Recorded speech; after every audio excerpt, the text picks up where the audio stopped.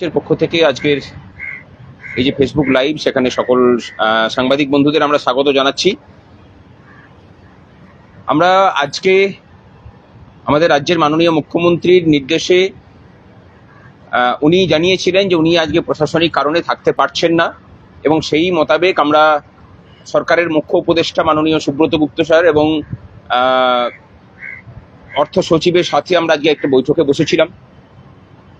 এবং এই বৈঠকে বসে গত 1 তারিখে যেসব বিষয়গুলো উত্থাপিত হয়েছে এবং তার পরবর্তী ক্ষেত্রে যেসব ডেভেলপমেন্ট হয়েছে সেই সব বিষয়গুলোকে নিয়ে আমরা আজকে আলোচনায় বসি। আমরা মাঝখানে একটা ডেপুটেশনও দিয়েছিলাম আমাদের সংগ্রামী যৌথ মঞ্চের পক্ষ থেকে। আজ আমাদেরকে জানানো হয় যে সেই ডেপুটেশনের বিষয়গুলোকে নিয়েও এবং গত যে বৈঠক হয়েছিল তার নিয়েও পর্যালোচনা হবে।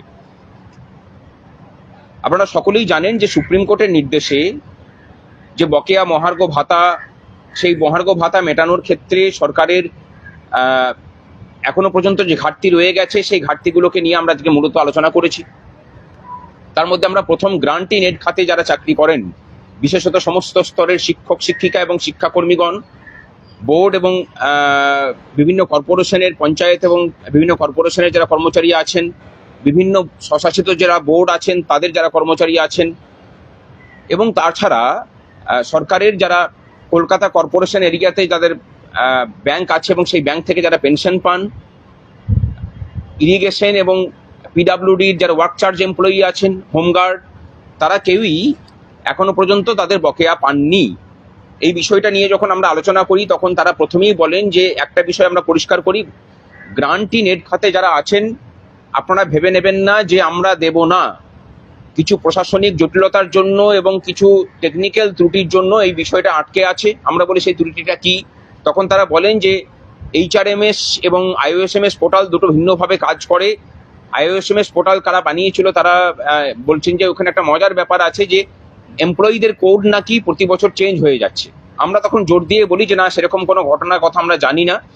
আমরা তখন পাল্টা প্রস্তাব দিই যে IOSMS পোর্টালে যাদের বেতন হয় বিভিন্ন ডিপার্টমেন্টের, তাদের 2016 থেকে এখনকার পর্যন্ত তাদের যে এমপ্লয়ি আইডি আছে, সেই এমপ্লয়ি আইডি যে অপরিবর্তিত আছে আমরা তার নথি আপনাদের কাছে জমা করব, এবং জমা করার পরে আপনারা সেগুলোকে ব্যবস্থা নিন, দ্রুত এই বকেয়া মেটানোর ব্যবস্থা করা হোক।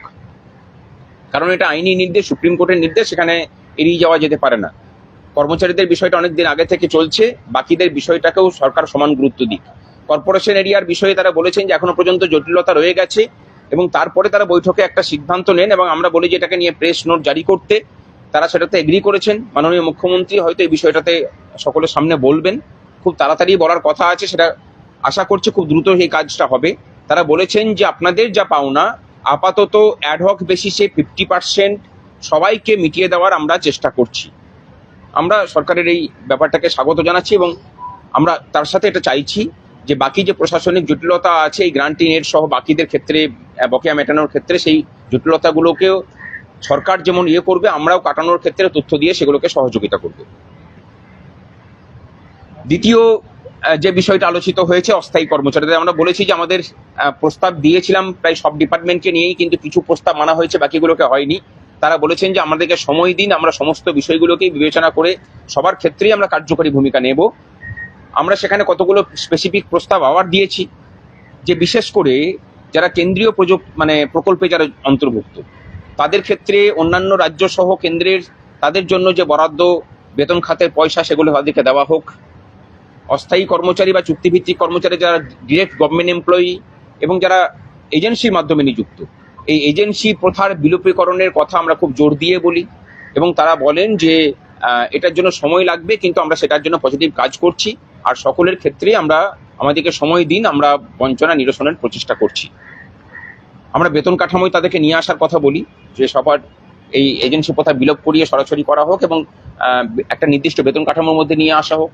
তাদের জন্য আলাদা করে প্রভিডেন্ট ফান্ডের ব্যবস্থা করা হোক, এবং প্রত্যেকটা সেক্টর যাদের যাদের জন্য অবসরান্তে 5 লাখ করে টাকার পাওয়ার কথা ছিল, অনেক ডিপার্টমেন্ট পায়নি, তারা বলেছেন যে আমাদের কাছে লিস্ট দিন, আমরা ব্যবস্থা করছি সেগুলো।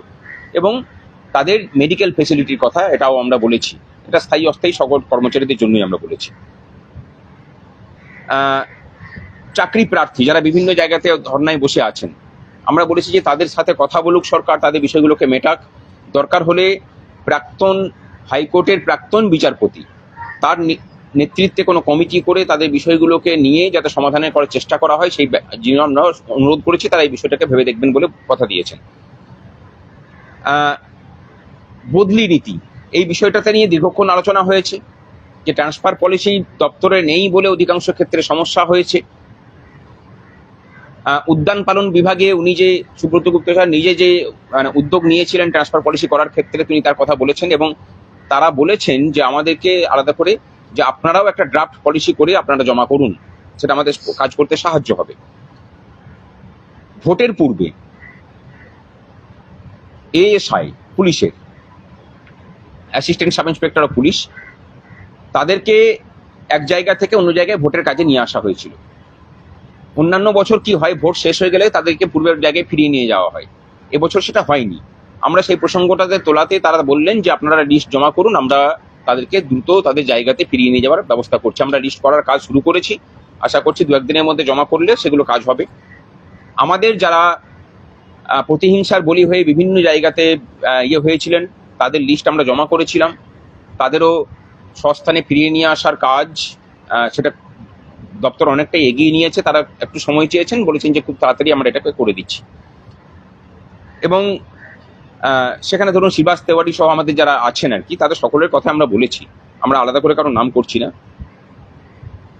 আর বিভিন্ন দপ্তরে যে থ্রেড কালচার এবং কাটমানি সিন্ডিকেট এখনো চলছে, আমরা সে কথা উল্লেখ করেছি। তারা সেই বিষয়ে বিশদ তথ্য চেয়েছেন, আমরা বলেছি যে দেবো আমরা সেই তথ্য।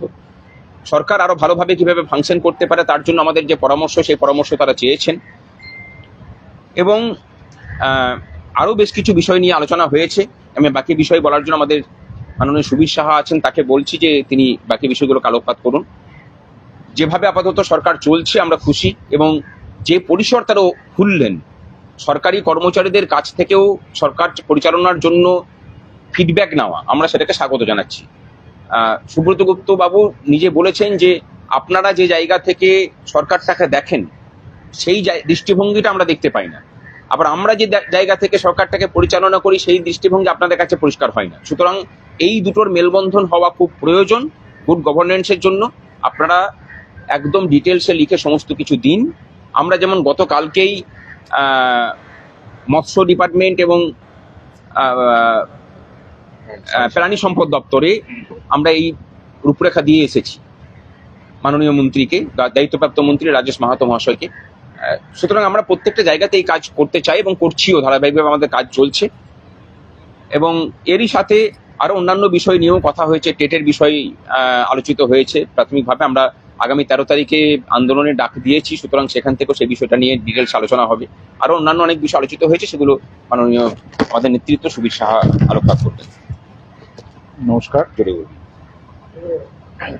রাজ্যের যে সব থেকে বড় যে একটি সমস্যা, মানে যারা অ্যাকচুয়াল সরকার চালিয়ে নিয়ে যাচ্ছে, অস্থায়ী কর্মচারী, তাদের নিয়ে উনি ডিটেলস রিপোর্ট চেয়েছে আমাদের কাছ থেকে। তাদের সোশ্যাল সিকিউরিটি, তাদের বেতন কিভাবে ঠিক জায়গায় করা যায়, সেইভাবে আমরা নির্দিষ্টভাবে এই নিয়ে আমরা প্রস্তাব দেব। এবং আমরা দেখেছি যে এজেন্সির মাধ্যমে যারা নিয়োগ, দেখা যাচ্ছে কোনো এজেন্সি 1000 লোকের টাকা তুলছে, কিন্তু প্র্যাকটিক্যালি 500 লোক কাজ করছে। এই যে অনিয়মটা, এটা ওনার কাছে তুলে ধরেছি এবং উনি বলেছেন যে আমাদের কাছে এরকম খবর আছে, আপনারা ডিটেলস দিন। বা দেখা যাচ্ছে একজন কর্মচারীর জন্য এজেন্সি 1000 টাকা তুলছে, এবার তার টাকা রেখে তাকে 700 টাকা দেওয়ার কথা, সেখানে সে 500 টাকা দিচ্ছে, টোটাল 500 টাকা নিয়ে নিচ্ছে। এবং লেবার ল এই এজেন্সি কোনো মেনটেন করছে না, যেটা আমরা বলেছি সেন্ট্রাল গভর্নমেন্টও কিন্তু এজেন্সি ক্ষেত্রবিশেষ নিয়োগ করে, কিন্তু লেবার যে ল, সেই লটাকে মেনটেন করে আর কি, সেটা করছে না। সেই বিষয়ে আমাদের তথ্য দিচ্ছে। ওভারঅল যে রাজ্যের 5 লক্ষ ওপরে যে অস্থায়ী কর্মচারী, এজেন্সি, কন্ট্রাকচুয়াল বা অনারিয়াম যত ধরনের আছে, তাদের ওভারঅল একটা সংগ্রামী যৌথমন্ত্রীকে ওনারা দায়িত্ব দিয়েছেন যে আপনারা একটা প্রপোজাল করে দিন। আমরা সেই প্রপোজাল আমরা জমা দেব নির্দিষ্ট ভাবে আর কি। এবং আমরা বলেছি শুধু আমাদের সমস্যা কিন্তু আমাদের নয়, আমরা চাইছি যে রাজ্যটা প্রত্যেকটা দপ্তর ভালোভাবে এগিয়ে চলুক। এবং আমরা বলেছি যে যদি ঠিক মতো সরকার করে, তাহলে মাসে বা বছরে ধরলে কয়েক হাজার কোটি টাকা সরকারের অপচয় বাড়বে। যে বিভিন্ন যে দুর্নীতি, উনি সেটাও তথ্য চেয়েছেন যে কোথায় কোথায় কিভাবে দুর্নীতি হচ্ছে, যেখানে সরকারের মানে টাকা বাঁচানো যেতে পারে, বা কোথায় সরকারের ইনকাম বাড়তে পারে আর কি। যে এই জায়গাটাও আমরা দিয়েছি, এটা উনি খুব অ্যাপ্রিসিয়েট করেছেন সরকারের পক্ষ থেকে, যে আপনারা যেই চিন্তা ভাবনাটা করছেন যে সরকারের অপচয় কিভাবে কমানো যায়, সরকারের আয় কিভাবে বাড়ানো যায়, এটা অ্যাপ্রিসিয়েট করেছে। আমরা বলেছি যে কর্মচারীদের সময় অন্তর অন্তর একটা রিফ্রেশার ট্রেনিং এর ব্যবস্থা করা, তাদের মোটিভেটেড করা, আর যেন গুড গভর্নেন্স চলে সেটার ব্যাপারে উনি এই কথাটাও খুব আমাদের অ্যাকসেপ্ট করেছে ভালোভাবে, যে আপনারা এই বিষয়ে প্রপোজাল দিন, আমরাও ভাবনা চিন্তা করছি এটাকে কিভাবে এগোনো যায়। ও হিউম্যান রিসোর্স ডেভেলপমেন্ট এবং সরকারের যে হিউম্যান রিসোর্স ডেভেলপমেন্ট আছে সেটাকে আরো কি করে ডেভেলপ করা যায় আর কি, এবং সেই জিনিসটা তো ওনারা খুব অ্যাপ্রিসিয়েট করেছেন। আমরা এই বিষয়ে নির্দিষ্ট আমাদের প্রস্তাব আমরা দেব আর কি। তা আমরাও সরকারকে করেছি, ধন্যবাদ জানিয়েছি তাদের জায়গা থেকে, তারা কিছু কিছু ওয়ার্কার হেল্পার বা কিছু কন্ট্রাকচুয়াল তাদের বাড়িয়েছে, আরো বাকি আছে সেটাও মনে করিয়ে দিয়েছি, সেটাও ওনারা বলেছে আমরা আস্তে আস্তে জিনিসগুলো করবো আর কি। তা আজকের যে আলোচনা খুব ফলপ্রসূ আলোচনা হয়েছে বলে আমরা মনে করি, এবং সেই সাড়া দিয়েছে চিফ মিনিস্টার, তার চিফ অ্যাডভাইজারকে আমাদের এই যে কথা বলার সুযোগ দিয়েছে, যেটা আগের গভর্নমেন্টে আমরা দেখিনি। আমরা প্রাথমিক এতে বই যে সরকার চাইছে কিছু একটা করতে, আমরা সেই জায়গায় সহযোগিতা করবো, এবং যেখানে বিরোধিতার দরকার হবে সেখানে আমরা বিরোধিতা করবো আর কি। তা আমরা মনে করি সরকার শত্রুও না, সরকার বন্ধুও না, আমরা সেই চিন্তা ভাবনা নিয়েই চলবো। কোনো অ্যাঙ্গেল থেকে কোনো বায়াস আমরা কিছু করব না, আমরা যেখানে যেটুকু দরকার সংগ্রামী যৌথ মঞ্চ সেই কাজটুকুই করবো। নমস্কার সকলকে।